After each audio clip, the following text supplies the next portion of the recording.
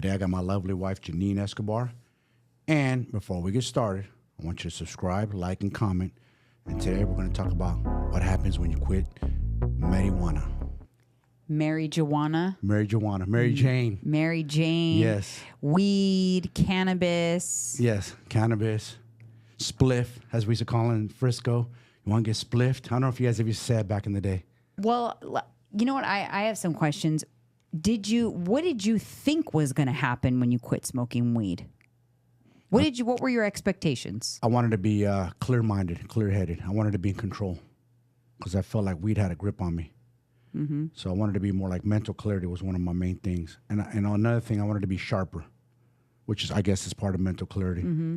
And I wanted to have more energy because I know it was holding me back. And I also wanted to stop overthinking and procrastinating. I know I had a lot of those tendencies. Did you realize that weed was potentially causing those things? Yes, and anxiety too, because sometimes I would feel my heart racing. Weed is supposed to calm you down, yeah? Uh-huh. No, I sometimes feel my heart racing. Mm-hmm. And then sometimes even in my workouts, I feel my heart racing more usual than ever. And I thought it was supposed to calm it down. Now, here's a question. Did you ever try to be like, oh, you know what? I'm just going to try to I'm not going to smoke today, or I'm going to cut back, and then you weren't able to, and that kind of worried you a little bit? Yes. Yeah, I did. I know it had a grip on me. Uh-huh. I got to the point where when I took a break, remember I took about a year off, then when I started slowly smoking again, I told you, oh, it's just going to be a weekend thing. Mm-hmm. Then it went from a weekend thing to, all right, I'm just here and there on the weeknights. Then it went from weeknights every day to smoking during the day.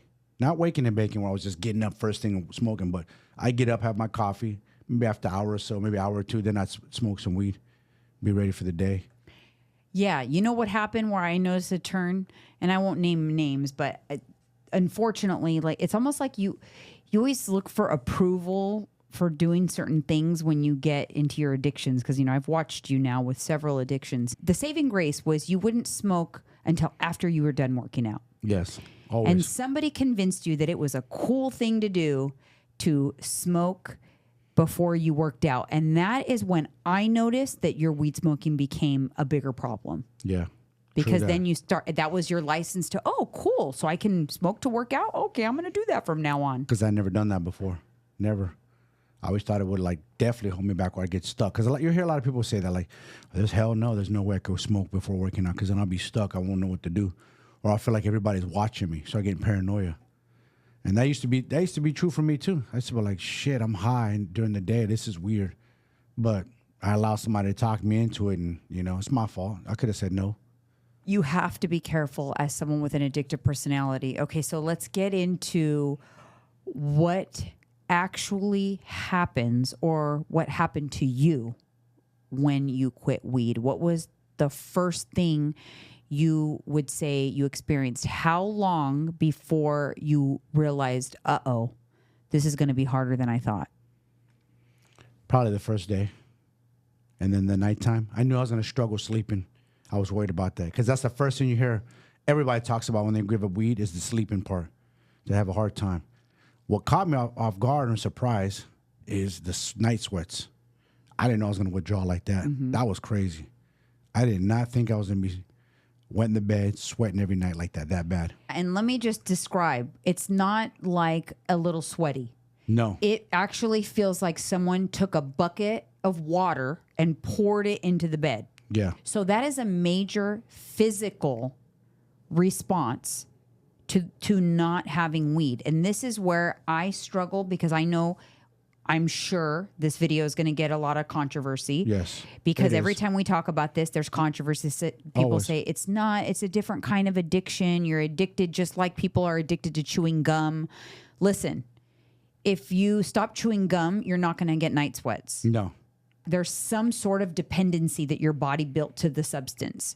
And people want to argue that there isn't, but that is a pure sign that there is, because it is the same exact thing that happened to you when you withdrew from Xanax. Bingo, exactly the same. And no one could tell me different, because sometimes somebody will come in the comment like, well, you don't know what addiction truly is if you've ever been addicted to heroin or this or that. But yeah, I do.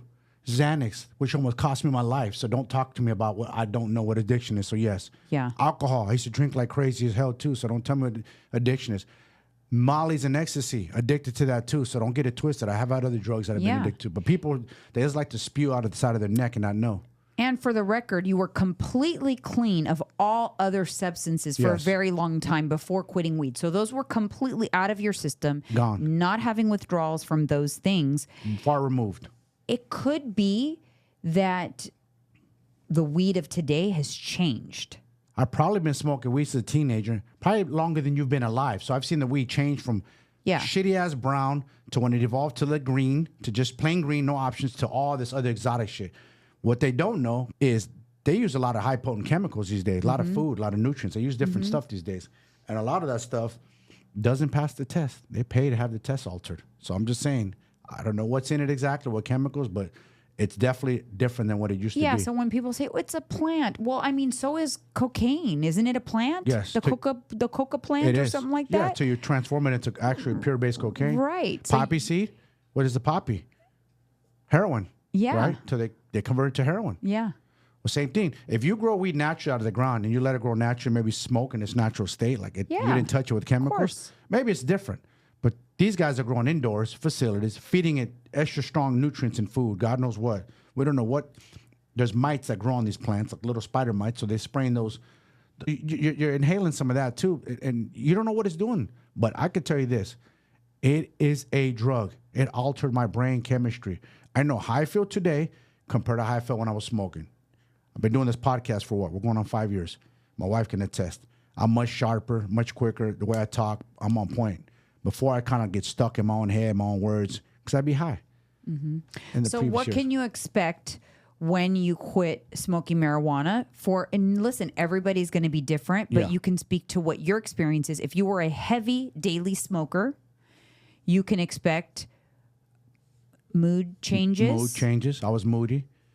I wouldn't say depression, but I was missing it. I was like, fuck, this is hard. I miss it. I miss that feeling. Habits. I just used to, like I told you, I used to want to walk in the garage and smoke weed. Almost every night I'd go and I'd be like, wait a minute, I don't smoke anymore. Right. It took a while to break that habit. Did it cause you to turn to food a little bit? Did you kind of lose your way with your macros around that time, I thought? Not too bad. I kept it kind of under control. Did you notice a difference? Like you were a little more munchier? You were just on point? You were just careful? I was probably a little bit more munchier, yeah. I don't remember exactly because it's still a blur because my head wasn't on right. You know what I'm saying? You're still like a fog. Yeah. Back then. I wasn't all the way mentally clear yet. No, it took. I mean, you saw me, so you can talk to what you saw. Yeah, so I can tell you from an outsider who is sober and not on any substances what I noticed. So what I noticed was it created somewhat of manic mood changes. Mood changes. Yeah. Lack of sleep, which probably had something to do with the lack of sleep. Yes. Definitely the night sweats, irritability. Yes. Emotional. Yeah. You became very emotional.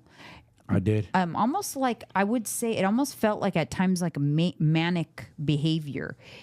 It was oddly very similar to when you came off of the Xanax. Yeah. And I wasn't prepared for that. I did not think it was. You've spent our whole marriage convincing me that weed is not addicting, even though I wanted you to quit. You would say, but weed is not addicting. I could quit if I wanted to, but then you didn't. The lie detector detected that was a lie. Yeah. I was just, you know what it was, man? And I already know the weed community's going to come and get mad, and I don't care. You say what you want in the comments. Like, I hurt my feelings. You're behind a computer screen, but I know it's going to come. Is you want to justify it and say it's not a drug, that it's a plant. Everything's a fucking plant that's a drug. You know what I'm saying? Everything. It alters your brain chemistry. We are not all the same. I'm different. I have addiction. It altered my brain chemistry bad. It was hard to come out of it. And I was pissed off. There's a lot of studies, actually, that have come out recently that kids that smoke while their brains are still developing absolutely impair the development of their brain. Yeah. You can sugarcoat it anywhere you want, but it's permanent brain damage for kids that have smoked significantly while their brain was still developing, especially the weed of today. I just tell people this: do you? If it's working for you and you can handle it, and manage it, then go for it. If you can function on it, then go for it, man. Some people can have a social drink and function, but for me, I'm too extreme. I'm better without it. Way better. Yeah.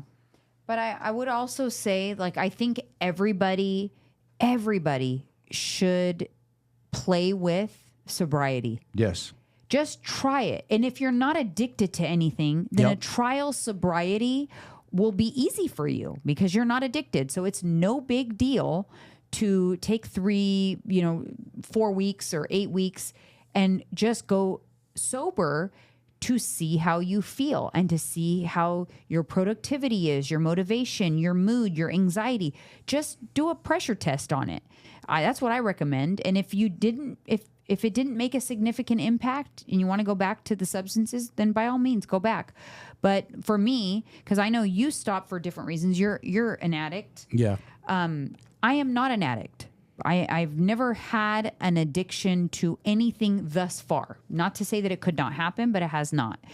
I've smoked weed in my day. I've drank, but I decided to live a sober lifestyle just because I wanted to see how it impacted my life. I didn't say I was going to be permanently sober. I actually even was really careful when I said that. I would say I'm trying that out. Yeah.